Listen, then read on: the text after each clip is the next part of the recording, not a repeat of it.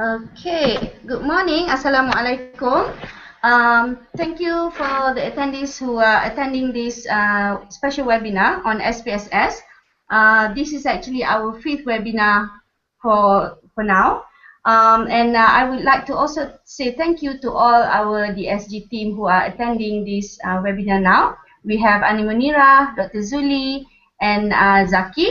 And we also have our presenter for today, which is Mr. Vignes Gopal. But before we do that, I would like to remind you again, the attendees, if you are, if you can see on your screen, we have two sections where you can click for questions. Yeah, if you have any questions, you can click there, or you can also click to download the slides. Yeah, so these are the two things that you can do. So if you have any questions, you simply go to the click here and then type any questions, and we will try to address them.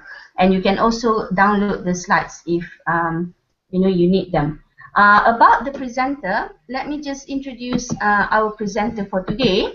Mr. Vignes is a fast-track PhD student and SA Sly Fellow at the Department of Economics at University Malaya. He is currently a research assistant, but I think he has enough experience to talk about SPSS. And we at DSG are very much, we would like to welcome any presenter who can speak on any topic. Yeah, so if you have any content or any topic that you think suitable for postgraduate, please get in touch with me. Yeah, because this is what we are currently doing. Okay, so Mr. Vignes, if you are ready, I'm going to pass the mic to you. Sure. Okay, all right. So now you can start.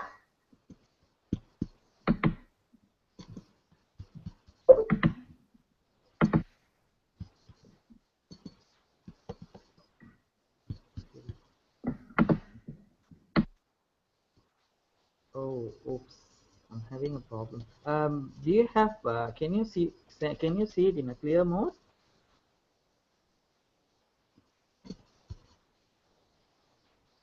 Madam Anita? Hello? Yes, sorry. I can see your screen. I can see your screen, but can you minimize the... yes, that's better. And then go on presentation mode. Sure, I'll do that. Yes, we can see that very clearly. Yes. Okay, go on. Okay. Yeah, a very good day to all the intellectual researchers. Today, I would like to start up my points with the introductions on the internal and external features of SPSS. Okay, SPSS refers to statistical packages for social sciences, but I don't really agree with the term of SPSS due to the fact that it can also be used for the sciences as well, like chemistry, biology, physics, and so on. Just that they have put it in that version due to the fact that it refers to the social aspects of human and the attitude of animals and so on. Okay, so okay, SPSS refers to a tool that can be utilized for pure quantitative. What do I mean by pure quantitative is basically you got the data from the secondary sources like Bank Negara Malaysia or World Development Indicators and so on. That one refers to a direct source of quantitative data that can be derived from various sources. Whereas the social quantification is where you're getting the data, you're getting the qualitative data from the surveys or questionnaires and so on, and then you're quantifying it. You're quantifying the qualitative data that are obtained from the surveys and questionnaires, right? It's more to from a classical features to evolutionary. Actually, previously SPSS is just meant for the process of quantifying the social aspects of values that can be obtained from the data. We move on to the evolutionary part where it combines the pure quantitative and also social quantifications. Yeah. Okay. So SPSS refers to the combinations of EA, stands for exploratory analysis, and CA is more to confirmatory analysis. Okay, confirmatory analysis and exploratory analysis are not really tied up with the factor analysis. Factor analysis is a different version of it. This one is more into the basic element of it. Yeah, before we move on to that aspect of exploratory analysis is more to descriptive portions of it, yeah, where we'll be using SPSS to provide us with the informations to explain the quantitative features of the social data that we obtained, such as the means, mode, medians, variances, confidence intervals, and so on. Yeah. Whereas when it comes to the confirmatory analysis, that is more to portions where we will be explaining about the associations, the interactions, and the differences. Okay, people mainly use SPSS for three different purposes, such as to identify the associations, interactions, and also the differences between the variables. Yeah, where it comes the what you call the independent, dependent variables, and so on. Yeah, but the first thing that we have to know when we get in touch with SPSS is three different types of variables, such as the nominal, ordinal, and scale. Yeah. Okay, so move on to the next one. Okay, SPSS, here I put it as a SPSS refers to the fact that it's multiplications, three-dimensional multiplications between rows, columns, and cells. Yeah, rows refers to the subjects, columns refers to the variables, and cells refers to the values or statements. Okay, here I've mentioned it as this, mentioned the cells as the statements due to the fact that it refers to the the combinations of categorical and also string. Yeah, string refers to statements like, yeah, what is your, like for example, what do you think about the nature of development? Okay, that will be more to subjective statement. It's more to qualitative, but here we are not dealing with the qualitative part, but I'm just putting up an introduction to it. Yeah. Okay, here SPS is more to value judgments. Yeah. Okay, so SPSS refers to mean inputs, where we have a data view and output view. Okay, let me just show you the screen. Yeah.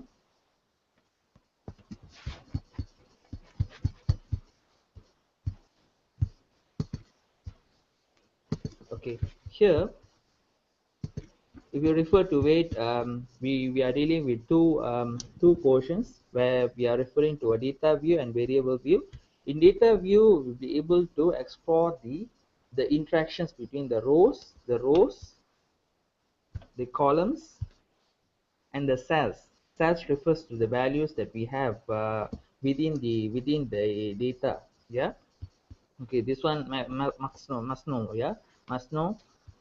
This one, it refers to a numbers and so on. This one refers to a sample data, okay, that I've collected from one of my clients. Okay, please make sure that you don't make use of this data, okay, because it's more confidential. Yeah. Okay, so this one refers to more on the numerical basis of it. So this one refers to cells that talks about the values. Yeah, this one refers to string. Yeah, this one refers to string because it's a statement. Yeah. Okay, so okay, so, and the variable view will give us the explanations on the names, the types. Yeah, when it comes to types, yeah, of course we are dealing with the string, the numeric and so on. Okay, but the most important thing is the measure. Yeah, the measure here we see here we have nominal, ordinal, nominal, and we also have a scale. Yeah, in this case, yeah, we have scale, we have ordinal, and we have nominal. Scale is basically for continuous variables. What do I mean by continuous variables? Is that variables continuous variables are variables that are not tied up with fixed variation of values. That means it doesn't changes over the time, or it doesn't changes over the subjects. Yeah, meaning to say that that one refers to more on the ordinal and nominal. Scale, it changes over the time and subjects as well. Yeah, that one we are referring to it as a continuous variables. Okay, so continuous variables are variables that are tied up with dynamic variations of values. That means it changes over the subjects and timing. Yeah. Okay, if you are dealing with timing. Yeah. Okay, that one here we have to put up the note here that scale is tied up with continuous variables. Yeah, whereas the ordinal and nominal, ordinal refers to categorical variable that are typed up with orders and rankings. Yeah. Okay, from strongly agree to agree, and so on. So it moves on based on the directions of it, based on the orders and rankings that we have. Yeah. Another thing is that ordinal and nominal are consistent with the categorical variables. Yeah, they are categorical variables. Okay, nominal, for example, gender, male and female. So we put that as a nominal variable because it deals with the fixed variations, but then it doesn't follow the order. Yeah, we can put any forms of values here. Okay, as long as tied up with the concepts of it. Yeah. Okay, so now we move on to the slides. Okay. Okay. Okay. So the advantages on the usage of SPSS is that it deals with the process of quantifying qualitative data, as I mentioned earlier. Second is the numerical presentation of qualitative data, descriptive and inferential statistics. Okay, descriptive is tied up with the exploratory analysis that I mentioned earlier, more on the description part of it, quantitative description part of it. But when it comes to inferential statistics, it refers to portions where you'll be dealing with three different forms of interactions, associations, and differences. Okay, SPSS SPSS mainly refers to associations, interactions, and differences. That's all, nothing else. If you want to deal with the advanced modeling, you have to use a syntax, scripts, and so on. So that is the additional part, which will be covered in the intermediate part of it. This one is more on the basic steps of it. Yeah, it is with the both parametric, non-parametric, and semi-parametric. Parametric refers to effects where the variables are normally distributed. Non-parametric refers to the portion where the variables are not normally distributed. Semi-parametric is a situation where you'll be having a combinations of parametric and non-parametric. That means the variables can be, some portions of the variables can be normally distributed and the other portions of it can be not normally distributed. Yeah. Okay, this with cross-sectional data. Cross-sectional data refers to variations of subjects, but at one point of time. Okay, and it refers to variation forms of industries as well. So that one will be covered at the later part of it. We move on to the disadvantages. Okay, disadvantages doesn't deal with the advanced mode of modeling and quantitative techniques. Not possible by manuals here. Not possible by manuals means the manuals that they have, the steps that they have, it's more suitable for the syntax and scripting. Yeah. Okay. Okay, common measurement, as I mentioned earlier, categorical variable, nominal and ordinal, continuous variable, scale. That means ratio and interval. Yeah. String, qualitative statements, not important. SPSS, not important. You can use NVO, QDA, minor, deduce, and so on. Yeah. Atlas. Okay, so this is the layout of it. Okay, you see rows, menus refers to the, the edit, view, data, transform, analyze, and so on. Icons. Cells refers to the portions that we are seeing in the internal part of it. Columns refers to the variables here. Okay, classification variable is a partial element of categorical variable. That means categorical variables is can also be classified as a classification variable because the classification variable is used to classify the qualitative statements. For example, male and female. Male and female refers to string statements. But then how do we quantify it? We will be just putting up the numerical classifications to it, like 1 and 2. 1 refers to male and 2 refers to female. So we'll be putting up in that forms of it. Yeah. Okay. So, and when it gets into the categorical variable, we are dealing with dichotomous variable, binomial, two values. Okay. Did you go to school and so on? Okay. For example, simple example, yes and no. So yes and no refers to two values. Okay. Um, do you use Facebook on a daily basis? Yes or no? So independent or dependent samples. Yeah. Independent means that means it stands on its own. That means it doesn't really tie up with any forms of samples and so on. So the independent means we are referring to independent samples means refers samples, stand alone samples that are tied up with the for example, this is more suitable for parametric and non-parametric approaches of differences, like for example, independent sample t-test, the Kruskal-Wallis, and so on. Okay, we will get into that at the later part of it. Yeah. Polychotomous, that one is multinomial. It means more than two values. That means we have more than two values means sometimes we have strongly agree, moderately agree, disagree, and so on. That one's more into a polycotomous variables, multinomial. Yeah. Okay. Okay.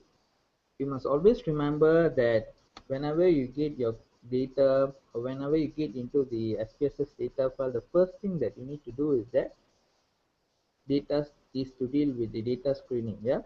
Data screening means, that means you have to screen up the data first. Here I've differentiated the data screening from data cleaning, because the fact is that data screening means you have to screen up the data. You have to check out all forms of validity and reliabilities in terms of the measurements, in terms of the values, and so on, whether it's valid and so on. Yeah, validity basically refers to different forms of validity. Yeah, conceptual validity, theoretical validity, face-to-face validity, reliability is more to like, we can just make use of convex alpha to measure to measure the reliability of the measurements that we have in the data and so on. So when it comes to data cleaning, once we check out everything, once we clean up the thing, then we have to get into the data screening. Okay, the first step is data screening, and then we move on to the second phase, where we'll be dealing with data cleaning. Data cleaning refers to the identifications of missing values. Okay, missing values, we have three types of missing values. We have missing completely at random, missing at random, missing not at random. Yeah, and then outliers. Outliers refers to the portions of data that exist at the outer range of the data that we have. We have inliers and outliers. Inliers means we are referring to the values within the data. Outliers means values outside the data. Out. The word out. Liars means refers to data. Out data. Out data. Out data means, that means you can find it at the outer portions of the data. Okay. Process data, we'll be dealing with exploratory analysis and CE. That's all. Yeah. This with PQ refers to pure quantifications, and SQ refers to social quantification. Yeah. Okay. Here we are referring types of variables. Okay. I think here this one you can just go through the portions of variables, list of variables that I have here. Okay, but basically you have to know that when you're going to deal with SPSS, the basic elements that you need to know is the identifications of the variables within the SPSS data. Okay, before you transfer the data, the collected data into SPSS. Okay, SPSS is not a very it is not a very difficult form of software. Yeah, it's very easy. When you take up the statistics, you shouldn't be having the thought that statistics will be a difficult thing. Yeah, if you take it lightly, then it will be very easy. You will make your life easier. Yeah, now if you refer to the SPSS version 22, it's quite flexible, and you can just deal with it using the manuals and so on. You don't really have to get into the syntax scripting and so on. Yeah. Okay, so this one is referring, we have independent and dependent variables. Independent, as I mentioned here, when you refer to this one, standalone variable, yeah, as I mentioned earlier. Okay, correlation x1, x2, x3 is equals to 0.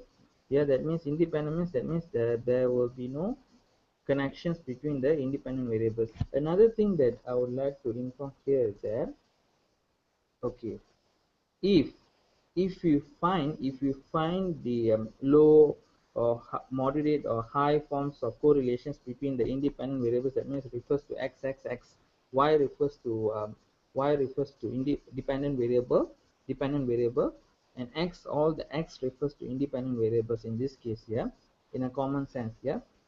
Okay, so okay, so you have to check for the correlations between the independent variables that you have. That means all the x that you have.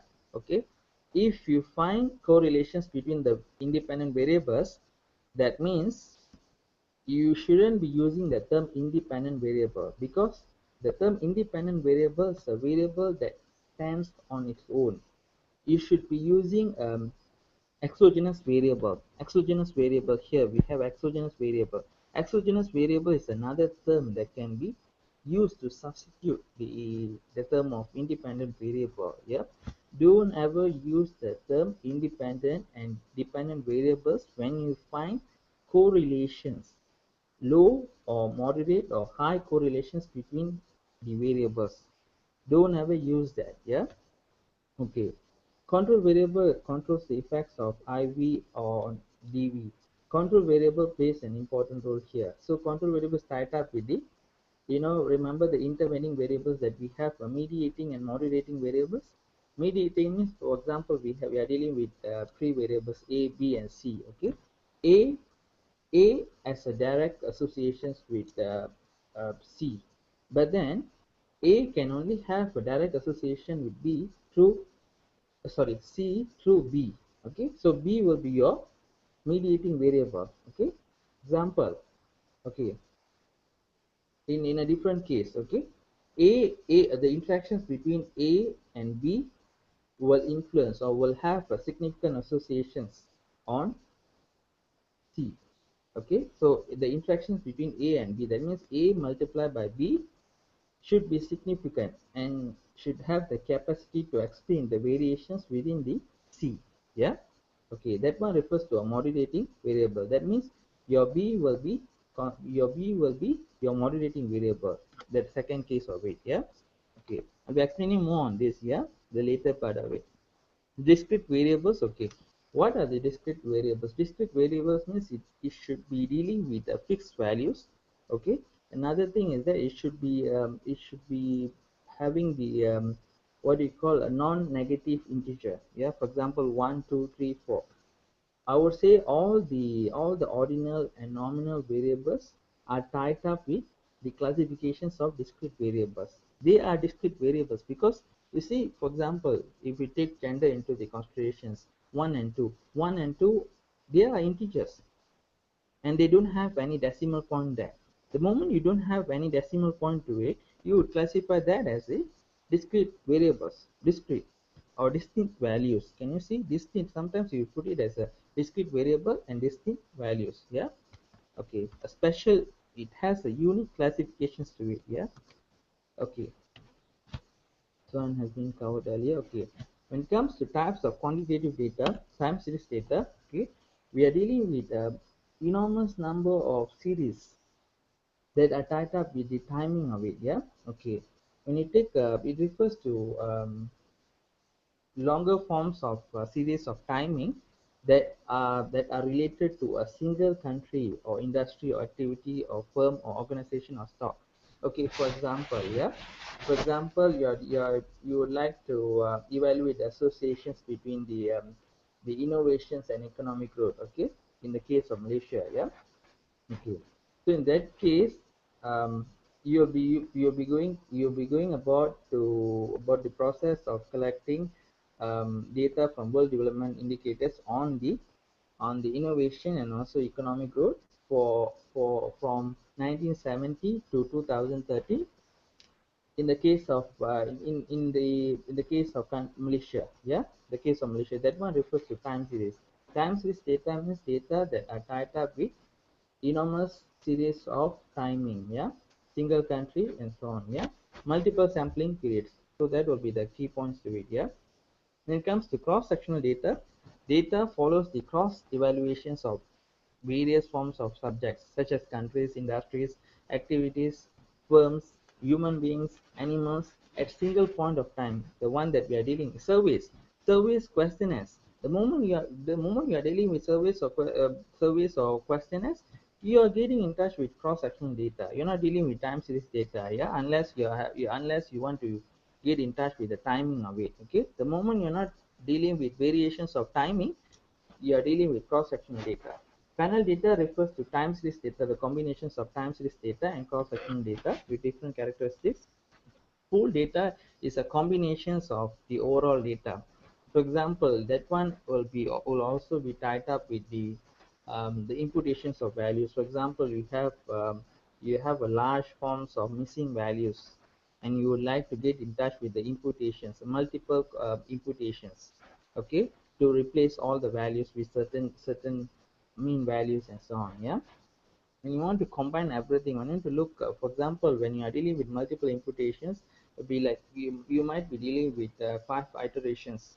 Okay, if you're dealing with 5 iterations, so you may, if you want to get in touch with the full data, that means you have to combine the values that are obtained from all the imputations, all forms of iterations.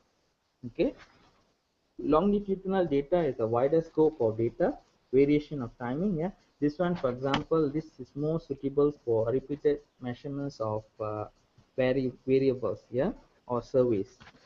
Okay, types of qualitative data. Okay, as I said earlier, previously I've mentioned earlier that I'm going to deal with the the positive and normative forms of statements. Okay, positive statements, since it refers to a factual forms of statements, is what we can realize, is what we can see. Yeah, for example, demographical data, you can't be judging yourself on this. You have to straight away give your response to it. So that is more on factual data. You don't have to tell lies to it, and it doesn't really tie up with any judgments. Yeah, yes or no, that's all. Yes or no, and so on. Yeah, but in certain cases you may also reflect this as a, for demographical data it doesn't really apply. For factual data, see, factual data refers to demographical data such as the marital status, level of education, age, position, and etc. Okay, it's more on the experimental and non-experimental data. When it comes to experimental data, you have to provide the factual information, factual details, so that are tied up with positive forms of thinking or statements. Yeah. Okay. When you want to get in touch with yes or no, do you have the disease? Sometimes you never know whether you have the disease or not. Usually the confusion will start when you're dealing with the medical forms of research. Yeah, do you have the disease? For example, there's a question, do you have the disease? Sometimes you may say, if you're aware of that, if you're aware of the thing, you'll be saying yes or no. Yeah, sometimes, for example, you have the disease, and then in certain cases you may not realize it, you will just say no, with the fact that but then you are still having the disease. You see the mode of evaluations are based on the subjectivity of it. So there will be a transition from positive to normative forms of statements. Yeah, when it comes to the pure forms of normative data, we'll be dealing with the values of judgments. For example, agreement to disagreement, likes to dislikes, you know overall to fully, and so on. Yeah, logical arguments, true or false. Yeah, Boolean statements, and or not. This one is more suited for syntax or scripting. Yeah, this one I think for the basic level you don't look at the Boolean statements. Yeah, Boolean statement is for the intermediate and advanced part of it. The most important things that you should know here is the interactions between the factual data, the positive, and the normative data. Yeah, that's all. Which one is more preferable? The one that if you want to get to know the level of preferability, you have to deal with the normative data. But the first thing, when you have the survey, or when you form the questionnaire, the first thing that you should note is that you should put a factual things first that are tied up with the demographical elements before you move on to the normative part. The normative, so a single questionnaire will have the combinations of the positive and normative forms of data. Yeah. Okay, Likert scale and scale. Okay.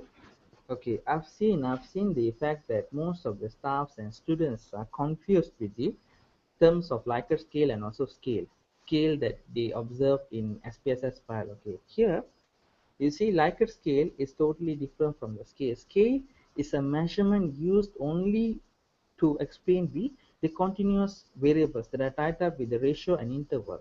When you take Likert scale, means it refers to the scales that are used to measure the agreement and disagreements, likes and dislikes, and so on. So it doesn't really tie up one to another. Yeah. Okay, let me explain to you. Okay. Okay, when you get into the data, okay, here, okay, this case, for example, when I get into the site, okay, site here is a string. Yeah, it's a string. So I'll just put it as a, sometimes for the site, if it's string, that means you can only see ordinal and nominal. Okay, for example, let me change this to numeric, then only you'll be able to see the scale. Okay, you can only see the three options starting from scale to nominal. If you change the type of it to numeric or dollar and so on, we have many types over here, numeric, comma, and dot, and so on. You have to choose numeric or date and so on, then only you can see the three options such as the ordinal, nominal, and also scale. Yeah. Okay, I'll change this back to string. Okay, because it's a subjectivity. Yeah, see when you one moment.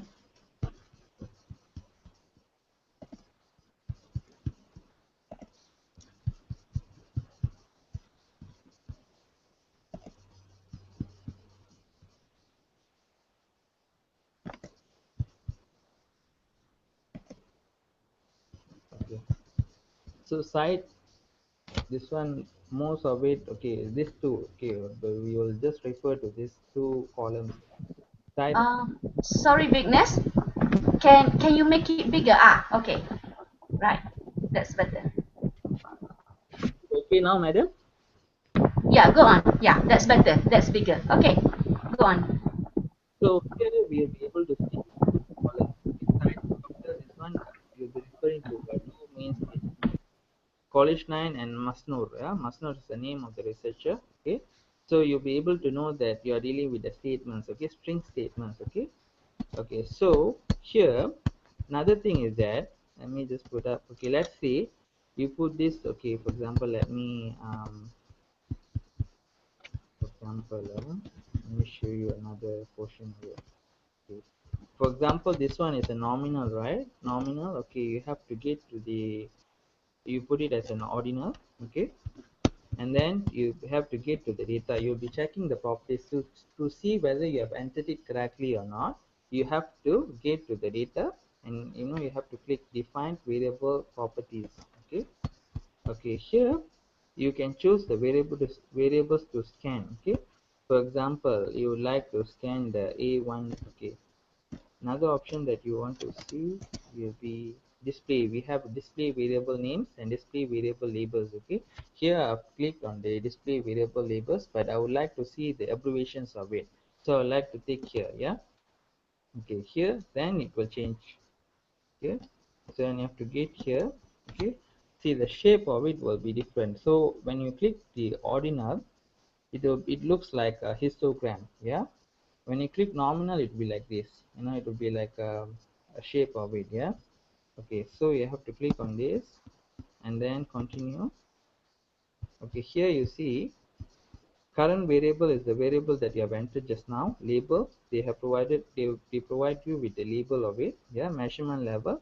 Ordinal, let's see, if you click ordinal and you say suggest, you ask the system to suggest the nature to you. Okay, see, suggested level, ordinal or nominal. Yeah, you see, they provide you with explanations. So what else you need? Let's say you get confused between different types of variables. Okay, you can easily get to know about their suggestions on the nature of variables or nature of level. Yeah, okay, here you see, put it, this one is based on my judgment. Yeah, I've classified it as a ordinal. Yeah, but here suggested level is ordinal or nominal. Okay, you can choose either one of it. Yeah, either one of it. You see, because explanation is a1t has only small non-negative integer values and does not have a large number or different values. Okay, we like to check the continuer. Let me just get into the ground, cancel first. Okay, and then we check the nature over here. You see, okay, you see, never, seldom, sometimes, quite often, very often, and do know. Okay, okay, this is another important thing that you should know. Okay, okay, from never to very often, they are classified as the ordinal nature of variables. But when you include the last option, don't know, it will be a mixture of ordinal and nominal. So in this case, whenever you face this kind of situations, when it has a mixture of ordinal and nominal, you should be classifying it as a nominal, not ordinal, because it doesn't follow the nature of ordering or rankings. Yeah, so we will just click OK, and this one I'll change this to nominal. Yeah, okay. Another thing that you should know is that, okay, data, when you go to data, when you get the data, you can always get into the validate data. You have to validate the data. Okay, okay, this one is analysis variables, this one is case identifier variables. If you click data collection side, they are actually case. Yeah, so you can just click on this and then drag it over. Okay, remember the fact that you can only enter the cases or the variables that are similar to cases in this column, case identifier variables. Okay, the rest of it, okay, for example, you may want to include everything here. Control A and then bring it over to the other side. Okay, basic checks. Okay, go to basic checks. Maximum percentage of missing values, I'll put it as a 70%. Maximum percentage, this one leave it as it is unless you have the classifications to it. Yeah, you can also change this if you want to make it smaller. Yeah, 60. Yeah, you can go to a single variable rule. Okay, let's say if we don't have the specifications to it. Okay, you see here is you'll be having a distribution. They will show you all the details of it, starting from the variables, nature of distributions, the minimum, maximum, and also rules. Okay, for example, okay, here we take this into considerations. Okay, we see we will get into defined rules. For example, this one is for the testing purpose. Okay, let us check the minimum. Okay, this one the minimum is 1.48, right? The maximum is 4.40. Okay, let's say if we select 2, minimum 2, maximum is 5. Okay, continue. Okay, this one you can put any forms of mean that you like. If you want put a non-negative integer also can, but for the basic level, let me just put it as a single var row 1. Okay, continue. Okay, then I will, okay, here I will tick this. You have to tick this. Okay, you have to select and then you have to tick this. Okay, I'm doing it only for one variable, but you can do the same for all the variables. Okay, define rules. Okay, continue and then okay. Okay, you see here, some or all requested output is not displayed because all cases, variables, or data values pass the requested checks. Can you see? Because you're only dealing with one variable, and then they say the rest of it have checked out the thing. Okay, okay, here you see. Okay, you see, can you see? Time for completion touchscreen, single var rule. See, number of violation is 5. That means 5 cases have violated the rule that we have decided just now. Meaning to say that just now we put in the minimum as 2 and then maximum as 5, right? So the 5 cases of variables have violated the rule that we set up. So this is how to check the validity of the data and the reliability of it as well. Yeah. Okay. So for now, I think I'll just leave it as it is. Okay. Another thing that you should know, the rest of it I think I'll be covering at the later part of it, but I'll just cover the most important sections of it. Okay. Another thing that you should be doing is that you'll be able to get to know the missing analysis. Okay, you can select all forms of quantitative variables. Here you have to be very careful. Okay, here you have to be smart in classifying the variables.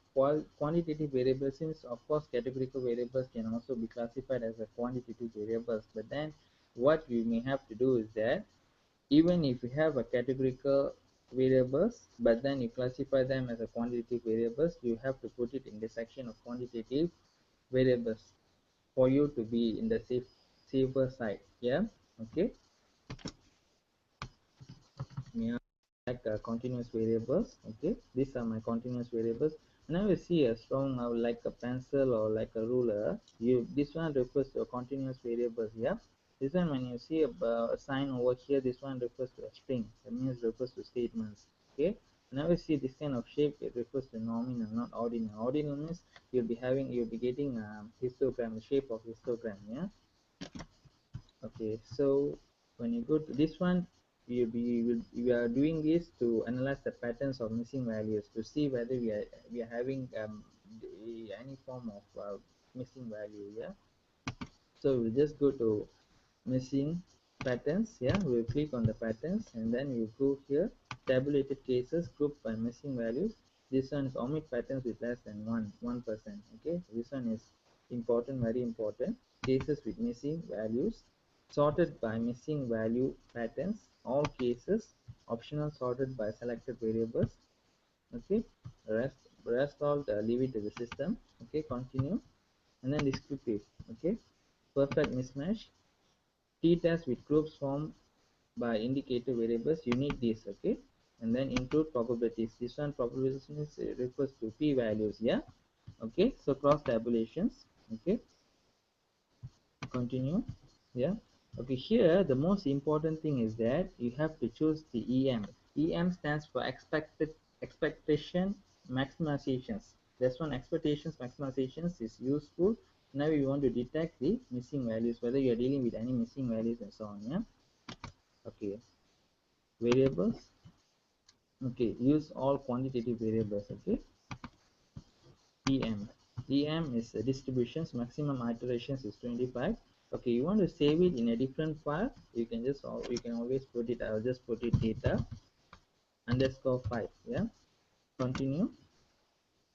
Okay, already in use. Okay, so we have to use different patterns. 6.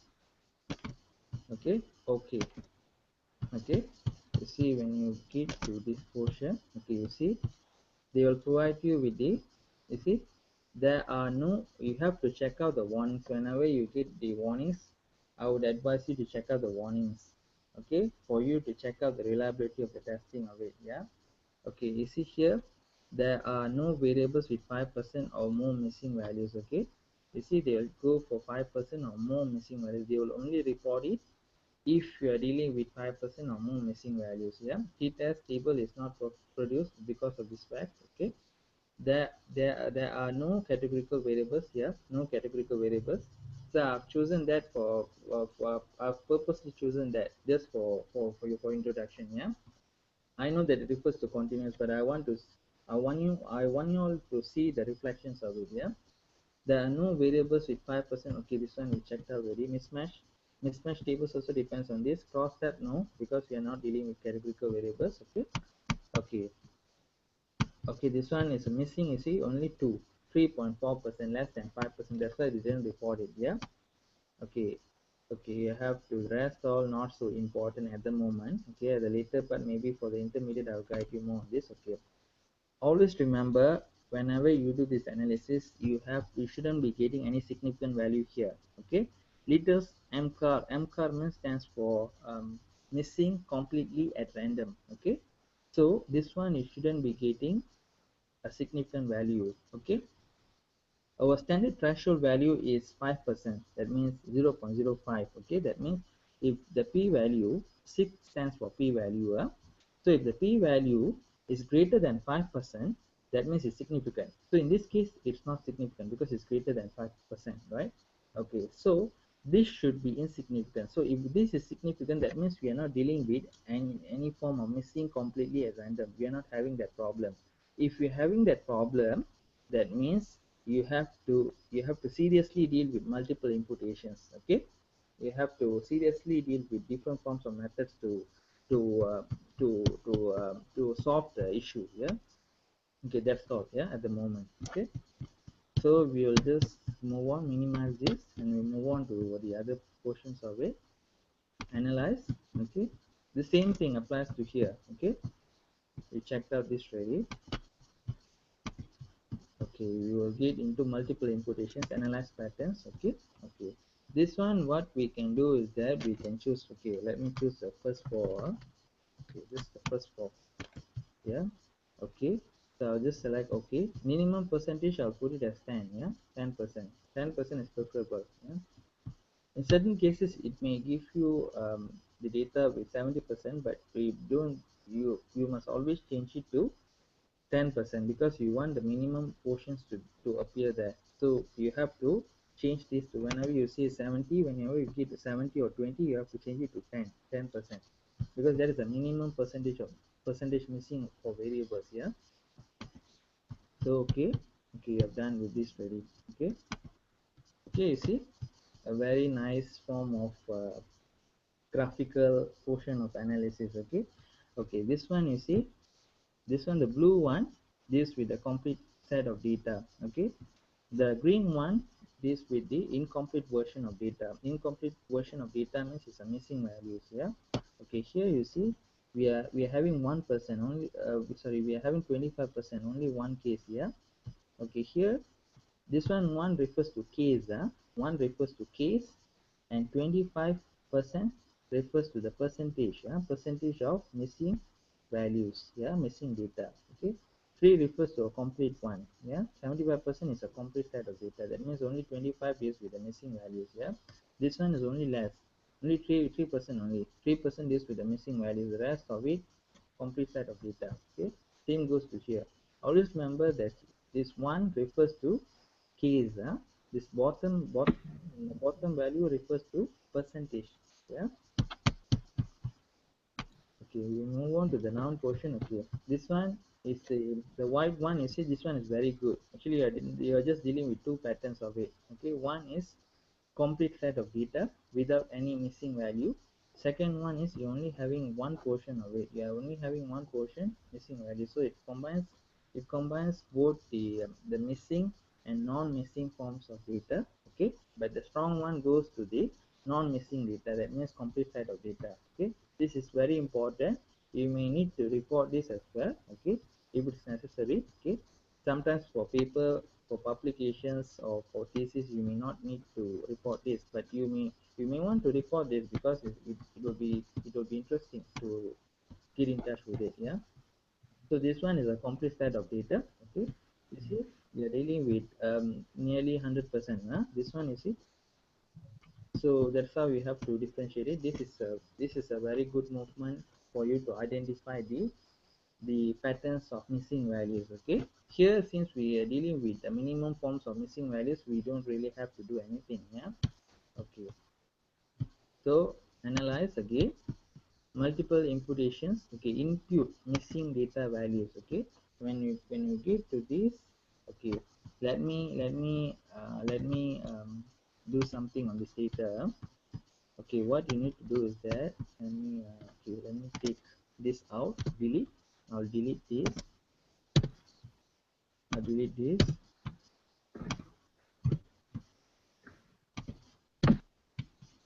Then I'll get into the analyzed. Then multiple imputations, impute missing data. Okay, what you need to do is that go for all this four and go here, analysis with this one, leave it blank first. Imputation is 5, or sometimes we call it as iterations. Imputation 5 means it will start from 0 to 5. 0 means it will only reflect the original data with missing values, but when it gets into 1, 2, 3, 4, and 5, it will give you variations of values. So you can simply pick on that, pick the variables that suits your interest. Yeah, so location of create a new data set name. Okay, for example, let me create a data set. Just put it as 7. Okay, data underscore 7. Okay, okay, done. Okay, I'll just put it here. Okay, see, imputed, this one, imputation results. You see here, missing values 2, imputed values 10, 2, 10, 3, 15. Okay, so this one got to do with the linear regression. So imputations through linear regressions. Okay, okay, so now what you need to do is that you have to, yeah, data 7, you get your data 7 ready. Okay, data 7, you see, if you observe here, you see imputation, can you see 0 0 0 0? For the 0, you'll be seeing your missing value. See, can you see missing value? This one all refers to missing values.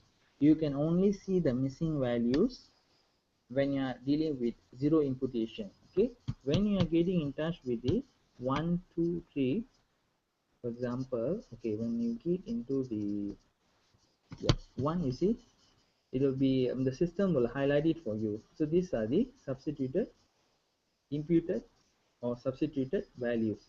Can you see? These are the strategies that you may need to use These are the basic forms of testing that you need to use when you are dealing with missing values. Okay. Okay. So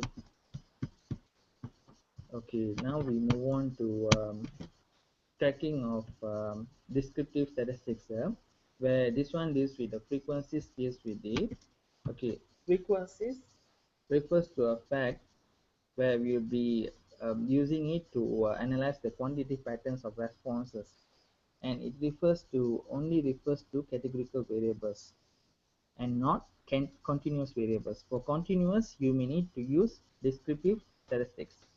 I repeat it again. Frequency distributions can only be used for categorical variables and not continuous variables, but descriptive statistics can be used for continuous, yeah, and not frequency. You can also use for frequency, but it may not give you accurate forms of results. Okay, so my advice is that whenever you want to know the patterns of responses within your categorical variables, just stick to frequencies and don't do anything with the descriptive statistics. But in the case when you have continuous variables, you may need to use the descriptive statistics. Yeah. Okay. Imputation number, no need. This one, no need. Okay. What we need to do is that now we can't choose continuous variables. Remember, we can use nominal or ordinal forms of variables. Yeah. Sorry, Vignes. Yeah. Yeah, just to remind you that you have about 10 minutes, yeah, to finish the presentation. Sure, sure. I'll do that. Okay, all right. So we may just use this and then statistics. Okay.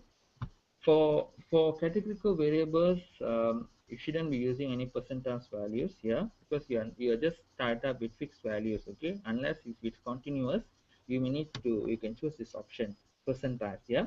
Okay, for basic purpose, you don't really have to use a standard deviation, but if you want to check out the minimum maximum, yeah, you are free to do that. For normality, no. Another thing is that don't ever check the normality for categorical variables, because they are tied up with fixed forms of variations. So don't ever use normality tests for categorical variables. Just use it for continuous variables. Yeah. Okay. You may choose other options, but at this moment I'll just guide you on this. Yeah. You have to get into the output. Yeah, the output is here. Okay, you'll be getting and the minimum maximum. Yeah. Can you see the frequencies? Can you see you are getting the values for plus with the imputations as well. Okay, you see for 0, it splits up the thing. Yeah. So for 0 imputation, this is the original data. You see for imputation 1, you are getting this one. This one is the one that you may need to report it. Yeah, this is very important. Okay. Okay. Another thing before I get deeper into it, I don't know whether I'll be having more time or not. Okay, but then let me explain to you that okay, most of the students are having the thought that they need to have at least 30 samples in order for them to do quantitative research. No such thing. Believe me that normality doesn't really tie up with the number of samples that you have. Okay, of course we have a central limit theorem that states that you need a large samples of data in order for you to get a normal distribution, but that one is more to a classical method of it. So since it's moving towards the evolutionary pattern of it, don't ever stick to the central limit theorem. Okay, you can easily deal with quantitative variables or quantitative testing the moment you have a sample size of a minimum of 10 and above. Yeah, if we have 10 to 30, you can always deal with, if it's not normally distributed, you can always deal with the non-parametric mode of testing. Yeah, you can always you do have the options of dealing with the non-parametric mode of testing. Yeah, don't ever feel guilty whenever you have the sample size less than 30. Okay, let me tell you, sample size is not a very crucial thing. Okay, you shouldn't be having one or two something. That is you shouldn't be having that form of sample size. You should be having 10 and above. The moment you have a sample size 10 and above, the minimum threshold for me, I wouldn't refer to the classical mode of theory. For me, I would say that the moment you have a minimum sample of 10, you can always deal with quantitative testing. Like, but then you cannot get into the parametric mode of testing. You can always get in touch with the non-parametric, because non-parametric is mainly for minimum number of samples. Parametric is more on the large forms of samples. But again, remember, you have to check the distribution. Although, see, for example, you can have the sample size of 30, but then the thing is that it's not sure that it's not a promising thing that you'll be able to deal with parametric with 30 sample, because it doesn't really, normality doesn't really tie up with the number of samples that you have. It's tie up with the nature of responses. It is more into the identifications on the nature of the data that you have. So if the nature of the data is similar to one another, then you may easily get a normal distributions. But if it's not similar, and you can observe a greater variations of one to another, then most probably you won't be getting a normal distributions. You'll be dealing with a non-normal distributions. And we do have techniques to deal with the non-normal mode of distributions. That is more on the non-linearity. Let me tell you another thing. In reality, it's impossible for us to get linear mode of distributions or normal mode of distributions unless if we are dealing with the similar forms of groups. Yeah. So that's the thing. Okay. How long more do I have, madam? Okay, actually we are towards the finishing, Witness. Can you maybe summarize, because I do need to give some feedback. Okay, sure. Yeah, yeah. Okay. Okay. So far the only okay, the basic elements of evaluations that you may need to know when you are dealing with SPSS is that first thing is that you must get to know the nature of variables or the types of variables that are dealing with. Okay, you have to be smart enough to classify the categorical and continuous variables. Okay, categorical variables refers to a nominal and ordinal nature of variables. Continuous refers to a ratio and interval forms of variables. Okay, so you have to be, that is the first thing that you need to watch out before you get into the data.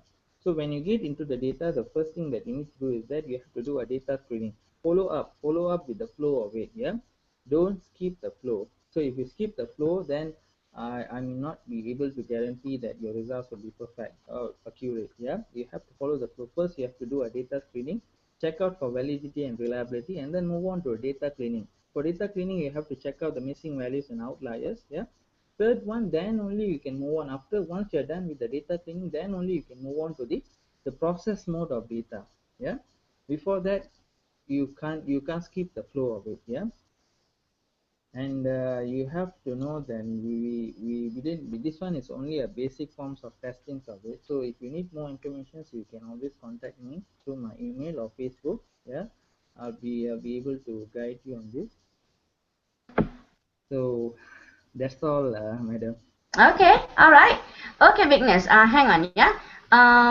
Can you type your email address on the yeah, either Word or PowerPoint, so that we can, of course, what we are going to do later, we are going to create a group on Facebook for you, yeah, so that people can come in and ask questions. Or right, so your email address is vignesgopal@yahoo.com. Right. Okay. So people who have any question to Vignes, you can simply email him. Okay. Thank you so much, Vignes. Hang on. Let me just turn my camera on. Okay. So that, I think, is a very useful overview of SPSS. Although I'm not so sure it is the basic course, because it looks like there are a lot of difficult process that you have to go through. But I am sure we can discuss more on this later on how we can design a more user-friendly SPSS course where you can actually offer them online, especially to DSG members or any postgraduates who would like to know how they can use SPSS to analyze their data. Thank you so much, Vignes. I've been to the question page. No question asked so far, but of course, any questions later on, we will type your name. Or what we can do is we create a specific group for SPSS in Facebook, so that you can then come and join us and help us answer some questions. Thank you so much for today. I do hope we can continue working like this, via online, via webinar, because this is a very useful platform for all postgraduates who cannot go out of the house to attend physical workshop. And we will also later on design a more thorough program, for those who want to have SPSS webinars or even one-to-one coaching with you, so that, because I have gotten so many requests in my Facebook inbox. There are several people who want to have a one-to-one coaching, Skype coaching, or specific attention to their SPSS. Let's say they have analyzed their SPSS and they want to know whether it's the right way to do it.